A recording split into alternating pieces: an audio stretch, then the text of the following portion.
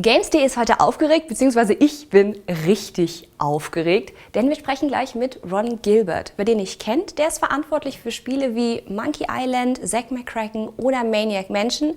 Wer die Spiele nicht kennt, holt die sofort nach, denn das ist eine allgemeine Wissenslücke. Wir reden heute mit ihm über sein neues Spiel, Thimbleweed Park. Das ist damals mit Kickstarter finanziert worden und soll wieder genauso sein wie die alten Point-and-Click-Adventures auch.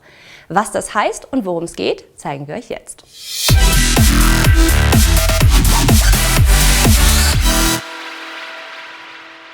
So we got two agents that get called in to investigate a corpse, but it's not really about that corpse. And there are also people in pigeon suits. So what would you say Thimbleweed Park is about?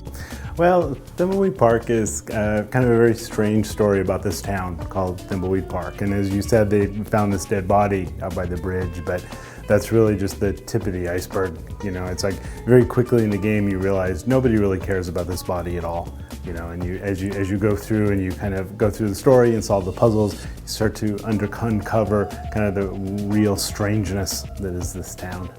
Our characters are two agents, a clown, a ghost, and a girl. They're all kind of woven into this. These 5 characters are all playable. Can you switch them at any point, or do you even have to switch them to solve the riddles? Yeah, you start out playing the 2 agents, Agent Ray and Agent Reyes, and then very quickly you're introduced to Ransom the Clown and Dolores and Franklin. And once you've kind of met Dolores and Franklin and Ransom, then you can control them, and then you can switch between them. And after that point, you can switch at any time you want. You can play the game, you know, mostly with Dolores if you want, or mostly with one of the agents, or mostly with Ransom. Although there are certain puzzles where you do need, you know, Ransom to do something, you need Dolores to do something. But you're really kind of free to play with whoever you want. Speaking of Ransom, he looks very similar to Pennywise from It. And we also heard that the game looks like Twin Peaks. So could you maybe name some of the pop culture influences that made it into the game? Yeah, well, when we started out designing the game, definitely Twin Peaks was a large influence. And I think the other influence was Stephen King. You know, Stephen King, you know, he writes a lot about small towns, and he writes a lot about these strange kind of goings on, you know, under the surface of small towns. And I think that was a big influence. And also True Detective, that TV show was a big influence. I was kind of watching True Detective, but at the same time I was kind of coming up with the whole idea for Thimbleweed Park, so I think there's a lot of influence there. But no Matthew McConaughey though. No, sorry. We got people in pigeon suits, which is kind of not what you would normally expect in a game about murder or where murder occurs. So how would you categorize the riddles? Is it something peculiar like putting a Q-tip into a monkey statue's head? Will it be as out of the box again?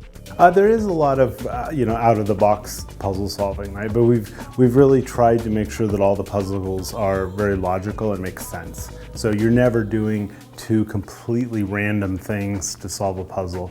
You know, everything you can really piece together beforehand with that stuff, yeah. So I have a cousin that doesn't even know the term Game Boy. He calls it DS. We can expect that since it is an adventure game, there will be lots of young kids like him playing it. And you got the pixel look and the inventory like 10 years ago. How would you expect the kids to react to that? Would you think that it would even be easier for them because it's a very direct kind of thinking? Well, we did a lot of play testing with people on the game, and some of them we play tested, they were, you know, point-and-click adventure fans, and other people we play tested with had never really played point-and-click adventures. And so one of the things we did was kind of watch how they deal with the new interface, or the old interface, I guess, in the game, and I think for people who had never experienced that, it took them maybe 5 minutes to kind of understand it, but once they understood it, it was very natural for them to use it. You know, I mean, it is, right? You've got the verbs, you know, you click on, you open, and then you click on the thing, and, you know, nothing's hidden. So I think it's something that people get really quickly. Will there be a PS4 version? I hope so. I hope so, yes. We don't have anything definite, but I would certainly like there to be one. Sometimes, if one follows you on Twitter, one can see that you would like to have the rights to Monkey Island that are currently with Disney. If you were to have the rights, would you like to do another one? Yeah, if I had the rights, I would love to do. I guess what I call is my 3rd Monkey Island, you know, the proper Monkey Island 3. Yeah, I would love to do that, yeah.